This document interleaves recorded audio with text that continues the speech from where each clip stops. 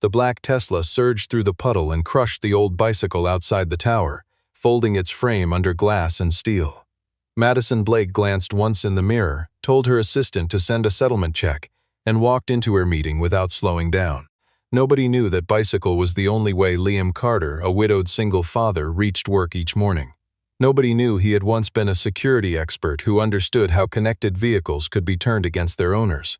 6 hours later, the Tesla locked its doors, quietly left the garage and drove into the lake.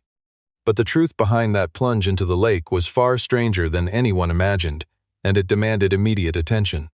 Liam Carter lived in a modest apartment on the outskirts of Seattle, in a building where the elevator rarely worked and the rent rose every year regardless.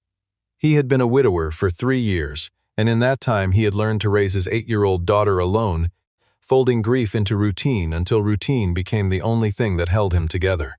Each morning began the same way. He made breakfast, checked her homework folder, brushed her hair before school, and dropped her at her aunt's house before riding his bicycle across town to work. The bicycle had belonged to his late wife. It was scratched, slightly rusted at the chain, and worth almost nothing to anyone who did not know its history, but to Liam it carried the weight of a life he refused to let disappear. He worked in the facilities maintenance division of Sterling Dynamics, a sprawling energy and technology conglomerate that occupied 3 towers downtown. To his coworkers, he was a quiet technician who fixed problems the software engineers upstairs could not explain, though none of them knew why.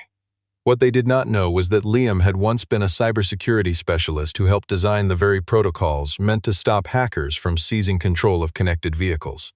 4 years earlier at his previous company, executives had ignored a warning he raised about a flaw in an autonomous driving system, and the resulting test failure injured 2 people.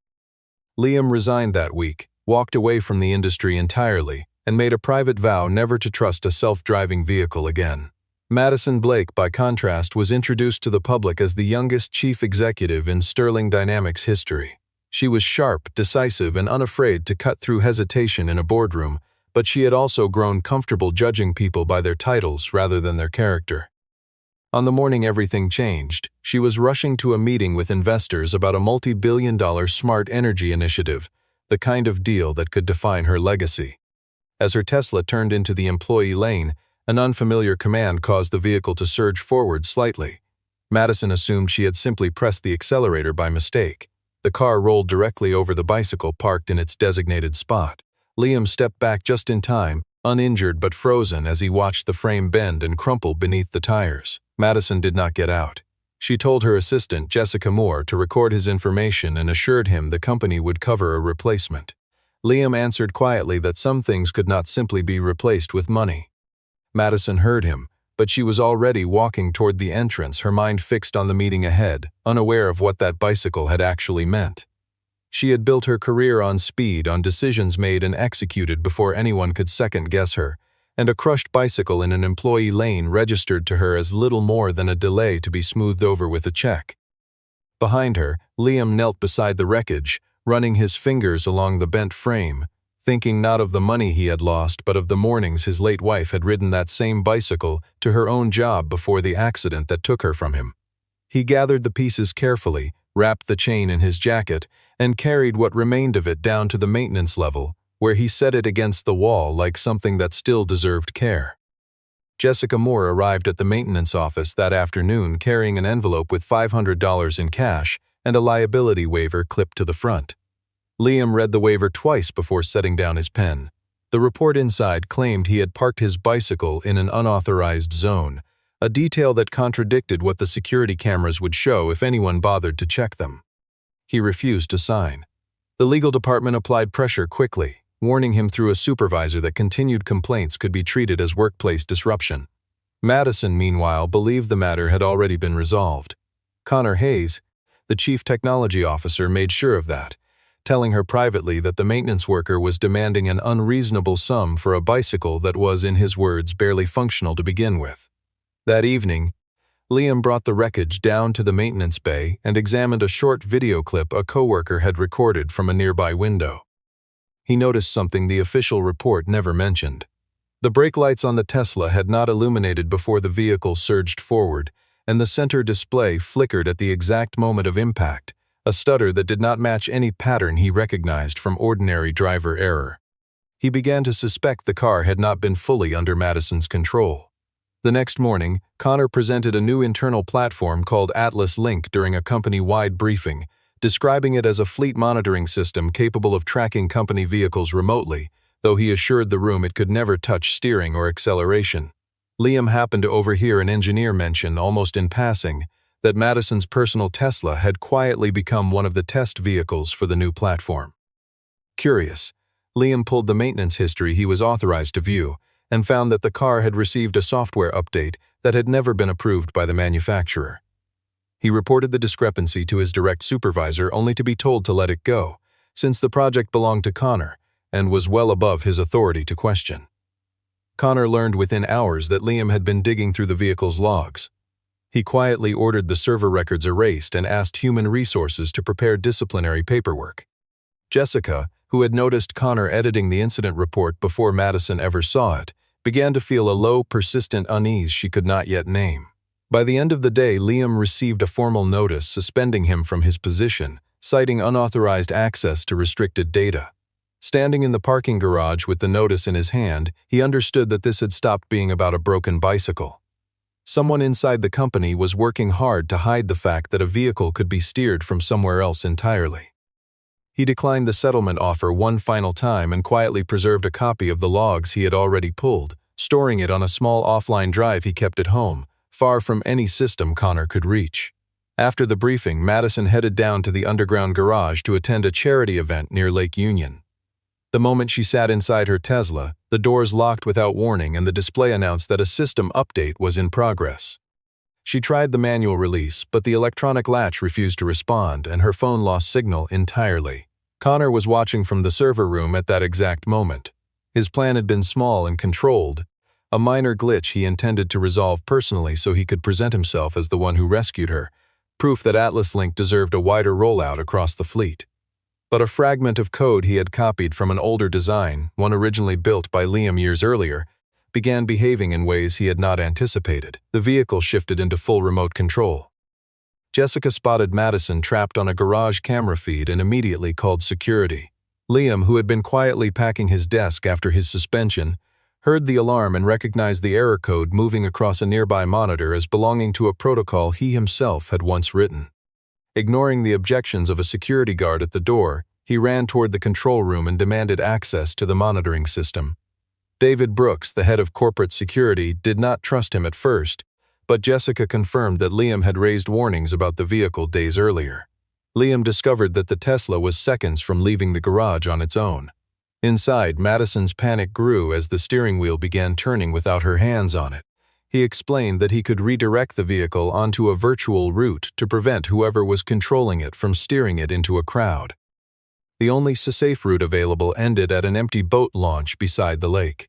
He had to choose between letting the car run wild through downtown traffic or deliberately guiding it into shallow water where a rescue team could reach it quickly. Liam sent the override command, the same action people would later describe inaccurately as hacking a Tesla. He guided the car out of the garage, weaving it past pedestrians and other vehicles with careful, deliberate inputs. Madison had no idea Liam was the one steering her to safety. Through a broken audio link, she only heard a calm voice instructing her to stay still and prepare to open the emergency release. Outside, a crowd watched in disbelief as the driverless Tesla moved steadily toward the lake. Liam reclined the driver's seat remotely, released her seatbelt, and lowered every window seconds before the car reached the water. It slid past the edge of the launch and dropped into a section of the lake the rescue team had already cleared. Madison was pulled out within moments, shaken but unharmed, and the vehicle settled partially submerged, empty of anyone left inside. In front of hundreds of employees who had gathered outside, Connor immediately pointed at Liam and announced, loudly enough for everyone to hear, that the man had just deliberately destroyed the chief executive's car.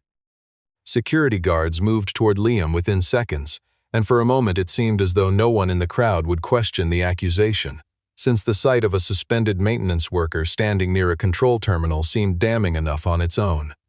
Madison, still soaked and trembling as paramedics checked her pulse, said nothing to contradict Connor in that first chaotic minute, too disoriented to process what had actually happened inside the vehicle. It would take hours and a great deal of quiet persistence from Jessica and David before anyone in a position of authority paused long enough to ask what the recordings actually showed. Liam did not run. He handed his control device to David Brooks and calmly walked through every command he had sent, timestamp by timestamp. Connor accused him of revenge, pointing to the crushed bicycle and to Liam's own background in vehicle security as proof of motive. Madison, still shaking from the ordeal, could only remember Liam once telling her that money could not replace everything. And now her car sat submerged at the bottom of a lake. Police detained Liam for questioning on suspicion of unauthorized system access and property destruction. Within hours, local news outlets ran headlines claiming a disgruntled employee had hacked the chief executive's car following a dispute over compensation. The disciplinary file Connor had already prepared made Liam look like a man with a clear and calculated motive. Jessica quietly gave David footage showing that the vehicle had locked itself before Liam ever touched the monitoring system. David began reviewing the access logs and noticed that Liam's connection had only begun after the car was already moving on its own, not before. At the hospital where she was checked for injuries, Madison was pressed by Connor to sign a criminal complaint against Liam. But something nagged at her. She remembered the windows lowering just before the car touched the water, an action that made no sense if someone had wanted her dead. She asked to hear the entire recording from the control room. In the recording, Liam's voice repeated instructions to the rescue team, calculating water depth aloud and confirming that the route ahead was clear of people. Madison realized that what looked like an act of revenge had actually kept the car from plowing into a crowded market near the shoreline. Liam was released on temporary hold, though the threat of prosecution still loomed over him. He returned home and hid his worry from his daughter as best he could. In one brief exchange, she asked why he no longer had his bicycle, and he told her that sometimes a broken thing forced people to notice a danger they would rather have ignored. Later that night, he received a call from an unknown number warning him to delete his copy of the data or risk trouble for his family.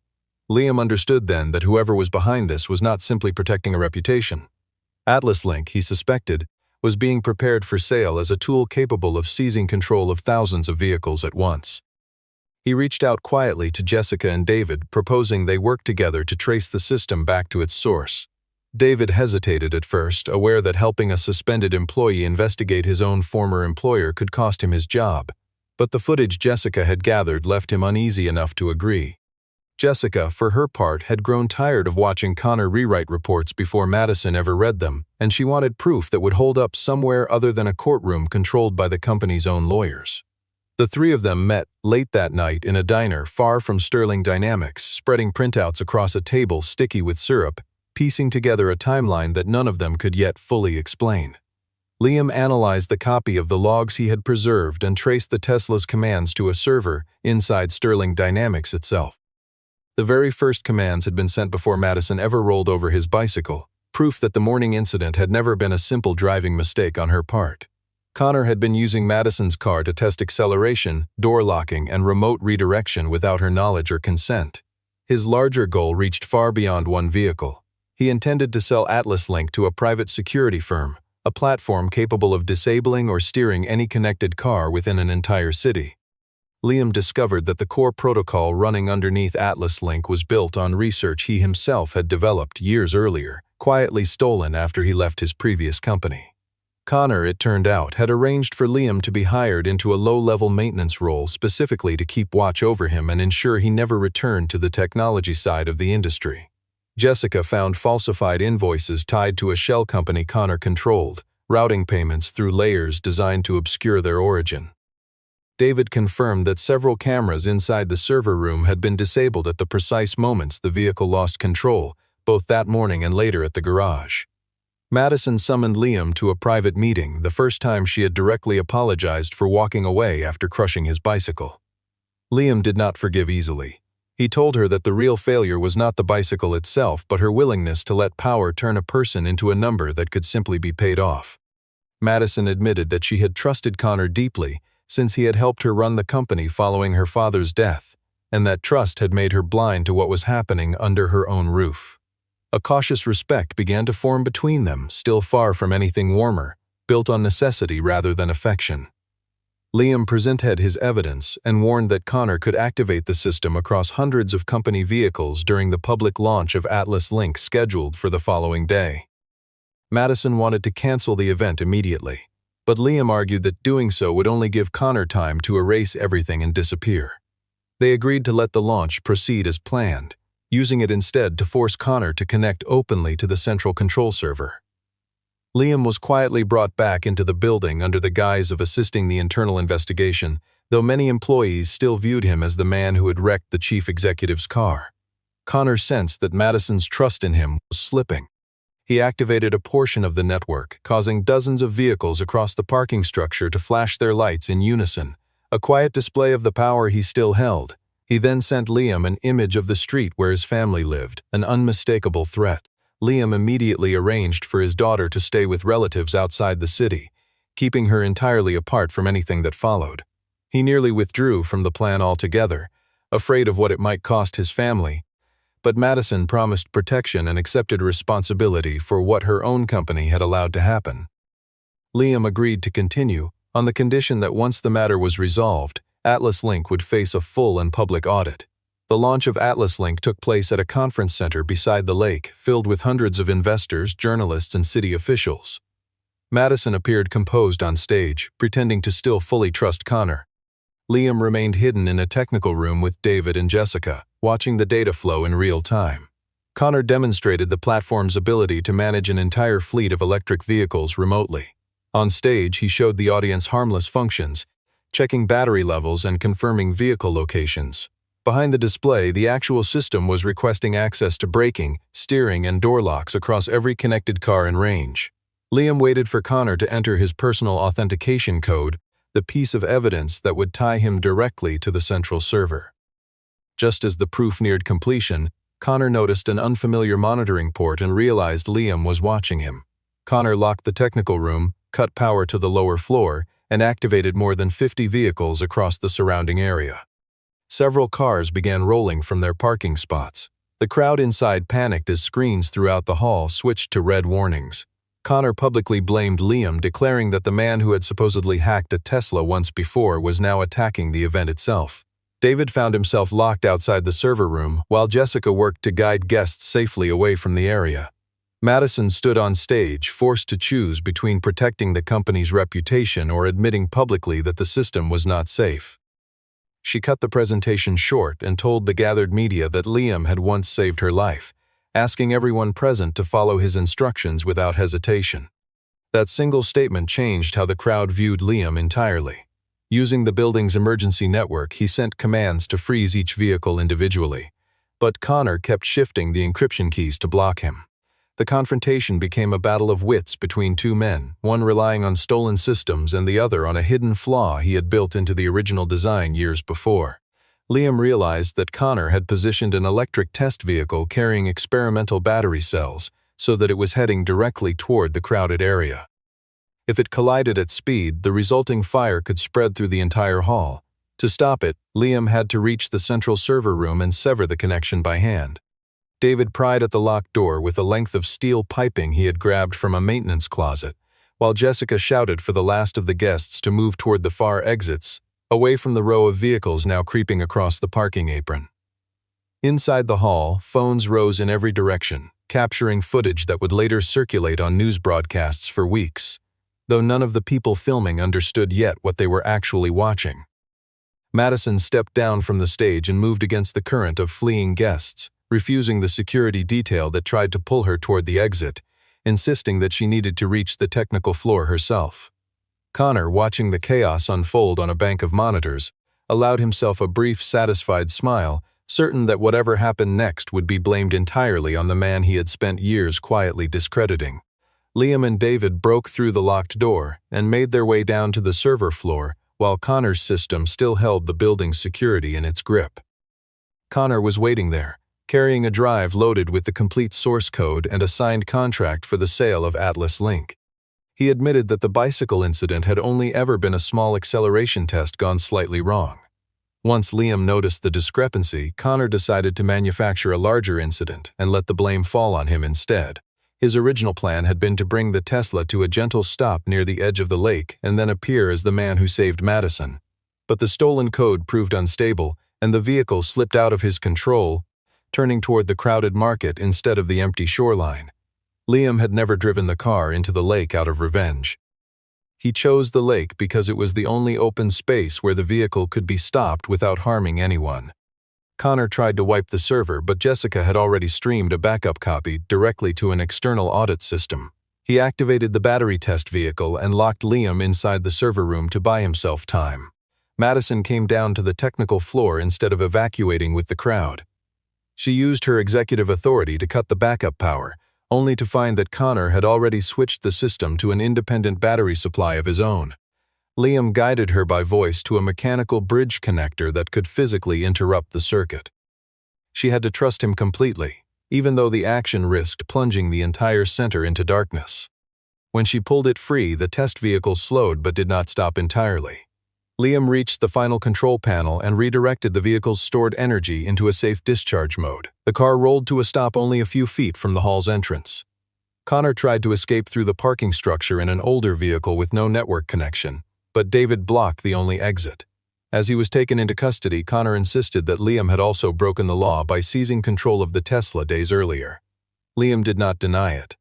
He admitted openly that he had accessed the vehicle's systems without authorization, but every recording showed that he had done so in an emergency, to protect a life that was seconds from being lost. Madison publicly confirmed that she had been trapped inside her own car and that Liam was the only person capable of saving her. The image of the Tesla sinking into the lake, once treated as evidence of revenge, became instead the clearest proof of a man who had sacrificed property to protect people. Paramedics arriving late to the scene found Madison sitting on the curb outside the server room, still gripping the mechanical connector she had pulled, her hands trembling from adrenaline rather than injury. Jessica stood a few feet away, quietly transferring the last of the backup files to a secure drive she had hidden inside her jacket since the morning of the launch, unwilling to let Connor's lawyers argue later that the evidence had been tampered with. David read Connor his rights beside a row of company vehicles that had finally gone still, their headlights dimming one by one as the network that controlled them was shut down for good. After Connor's arrest, Sterling Dynamics fell into a severe media crisis. The board of directors pushed for Madison's resignation, arguing she had allowed an unauthorized project to operate under her own authority without adequate oversight. Some board members suggested placing full blame on Connor and quietly burying the fact that the company had tested remote control software on the chief executive's own car. Madison refused to hide it. She released a full report, admitting the lapse in oversight and acknowledging how poorly she had treated Liam from the very beginning. At a press conference, Madison stated plainly that Liam had not destroyed her car out of anger. He had saved her life and the lives of hundreds of others from a system her own company had created and failed to control. Prosecutors reviewing the rescue recordings, the emergency logs, and testimony from independent engineers dropped every criminal charge against him. The company offered Liam a substantial payment in exchange for signing a non-disclosure agreement. He declined. Instead, he asked that Sterling Dynamics fund an independent safety certification program for connected vehicles, open to outside review rather than controlled internally. He further insisted that employees who had been pressured into silence during the Atlas Link project face no retaliation of any kind. Madison backed every one of his conditions, even knowing it placed her own position at serious risk. During the board hearing that followed, Liam was called to testify. He did not use the opportunity to humiliate Madison. Instead, he told the board that she had made serious mistakes rooted in arrogance, but that in the end she had chosen truth over the comfort of protecting her own image. His testimony helped her keep her position, though the board attached a new and permanent oversight structure to her authority going forward. Connor faced charges of intellectual property theft, unauthorized system access, endangering public safety, and financial fraud. A broader investigation revealed he had already been negotiating to sell Atlas Link to several undisclosed organizations, some with no legitimate use for the technology at all. Liam regained ownership of the protocol that had originally been stolen from his earlier research. Madison then offered him a new position leading a safety division that did not yet exist. Liam hesitated, unwilling to fully return to a world that had once cost him his trust in the entire industry. Madison did not pressure him. She simply told him that the company needed someone willing to shut a system down while everyone else only wanted it running faster. Liam accepted, on the condition that his division would hold the authority to halt any product that failed safety standards, regardless of whose name was attached to the project, including hers. Madison agreed without hesitation, and something between them began to shift from confrontation toward a wary, growing partnership, with any warmer feeling left unspoken and unhurried. The certification program Liam had requested launched within 2 months, staffed by engineers who had never worked for Sterling Dynamics and answered to no one inside the building. Its first audit turned up 3 additional vulnerabilities buried in older company vehicles, none connected to Connor's scheme, proof to everyone involved that the problem had never been one man acting alone but a culture that had rewarded speed over caution for years. Madison signed off on every recommended fix without argument, a habit that surprised board members who remembered how fiercely she had once defended each deadline. A few weeks later, the sunken Tesla was pulled from the lake and entered into evidence for Connor's trial. Madison bought an expensive new bicycle to give to Liam, but he politely turned it down. He explained that what he needed was not a better object but the restoration of the one he already had, if any of it could still be saved. Madison sought out a craftsman who specialized in bicycle restoration. The frame was badly damaged, though several original parts had somehow survived intact. Rather than throwing money at the problem to erase her guilt, she spent time learning the history of the bicycle and understanding exactly why it mattered so much to him. When the restoration was finished, the old scratches remained untouched. Only the parts essential to safety had been quietly replaced. Madison delivered the bicycle to him personally, without cameras or company representative, and apologized once more, this time without mentioning deadlines or misunderstandings to soften the moment. Liam accepted the bicycle and told her that he could not forget how she had once treated him, but that he believed people were capable of changing through their actions rather than their words. The safety division he now led began auditing every connected system across Sterling Dynamics. Jessica became an independent compliance manager, and David took charge of protecting whistleblowers across the company. Madison started attending technical meetings herself, slowly learning to listen to the employees at the lowest levels of the organization rather than only the executives who reported directly to her. Liam began to sense that her change was not simply an effort to repair the company's public image. One evening, working late, Madison asked why he still rode a bicycle to work when the company could easily provide him with a car. He answered that moving slowly let him notice the people that executives so often rode past without seeing. Madison fell quiet, understanding that his answer was about far more than transportation.